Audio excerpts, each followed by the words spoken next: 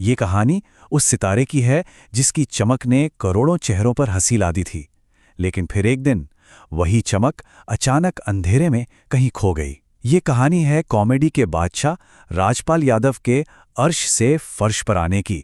तो सवाल यही है कि आखिर ऐसा हुआ क्या? जो इंसान हर किसी की हंसी की वजह था, उसे खुद सलाखों के पीछे क्यों जाना पड़ा? चलिए समझते हैं। जरा इस फर्क को देखिए। एक तरफ वो राजपाल यादव जिनके हाथों में अवार्ड्स की ट्रॉफियां होती थीं, और दूसरी तरफ वही हाथ हथकड़ियों में जकड़े हुए हैं। एक वो भी दौर था जब उनका घर स्ट्रगल करने वालों के लिए एक लंगर की तरह था, और आज वो खुद अकेलेपन से लड़ रहे हैं। तो चलिए सीधा चलते हैं कहानी के उस मोड़ पर जहां सब कुछ बदल गया। वो पल जब उन्होंने अदालत में सरेंडर किया। सोचिए, ये शब्द खुद राजपाल यादव ने जज के सामने कहे थे। इन लफ्जों में उनका दर्द और उनकी बेबसी साफ झलकती है। एक कामयाब सितारा कह रहा है कि इस मुसीबत में वो बिल्कुल अकेला है। और इसी बेबसी का अंजाम था 6 महीने की जेल। ये सजा सिर्फ एक नंबर नहीं, बल्कि उनके गलत फैसलों का एक बहुत ही सख्त नतीजा थी। लेकिन बात यहां तक पहुंची कैसे? इस सब की जड़ कहां है? ये कहानी शुरू हुई थी एक सपने से। एक फिल्म बनाने का सपना, जो उनकी जिंदगी का सबसे महंगा सपना साबित हुआ। देखिए, सब कुछ 2010 में एक बड़े सपने के साथ शुरू हुआ। 2012 में वो सपना टूट गया, और उसके बाद सालों तक कानूनी लड़ाई चलती रही, जिसका अंत हुआ फरवरी 2026 में तिहाड़ जेल में। तो साफ है, पूरे मामले की जड़ में थी एक फिल्म, और उस फिल्म के लिए लिया गया पैसा। उन्होंने डायरेक्टर बनने का सपना देखा, लेकिन उसके लिए जो रास्ता चुना वही उन्हें डुबो गया। और शुरुआत हुई थी 5 करोड़ रुपए के कर्ज से। ये वो रकम थी जो उन्होंने अपनी फिल्म अता पता लापता को बनाने के लिए उधार ली थी। पर किस्मत ने साथ नहीं दिया। फिल्म बॉक्स ऑफिस पर बुरी तरह से फ्लॉप हो गई, और बस यहीं से कर्ज का मीटर तेजी से घूमने लगा। असली रकम पर ब्याज और जुर्माना सब जुड़ता चला गया, और देखते ही देखते 5 करोड़ का ये कर्ज बढ़कर लगभग 9 करोड़ रुपए तक पहुंच गया। ये रकम उनके सर पर एक बहुत बड़ा बोझ बन चुकी थी। लेकिन अब आते हैं कहानी के सबसे जरूरी हिस्से पर।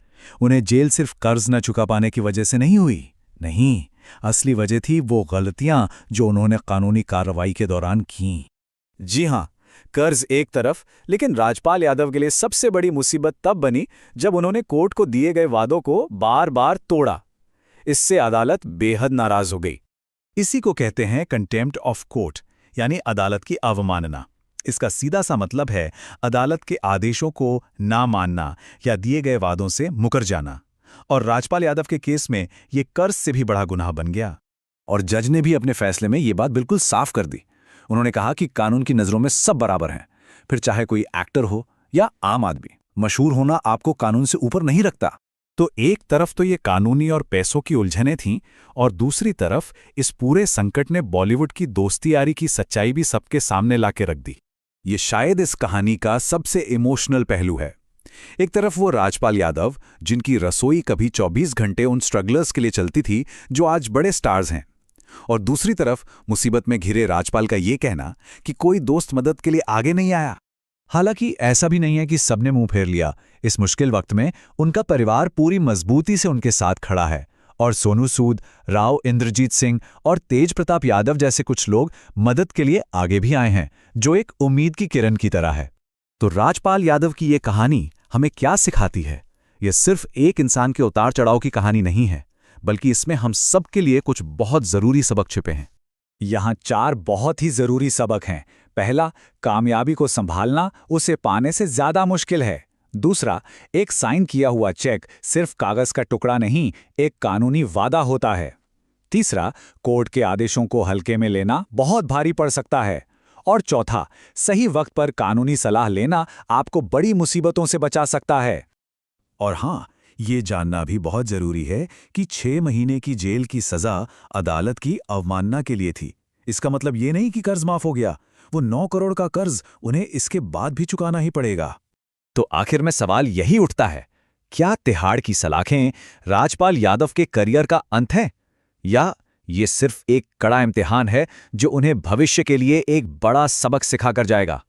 इसका जवाब तो अब सिर्फ वक्त ही देगा।